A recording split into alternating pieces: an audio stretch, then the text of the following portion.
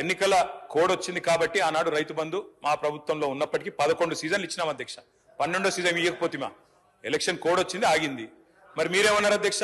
December 3కు ముందు తీసుకుంటే 5,000, December 3 తర్వాత తీసుకుంటే 7,500. ఇప్పుడు మీరు చెక్కిన లెక్క ప్రకారం ఇచ్చినారా అధ్యక్ష?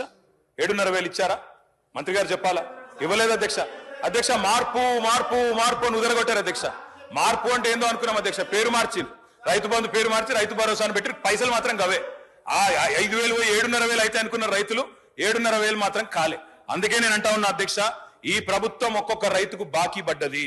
ఒక్కొక్క రైతుకు మీరు పడ్డ బాకీ ఈ రోజు వరకు, పోయిన యాసంగికి మీరు రైతు భరోసా అన్నారు, పేరు మార్చారు, కానీ 2,500 రూపాయలు అదనంగా మీరు ఎకరానికి ఇవ్వలేదు.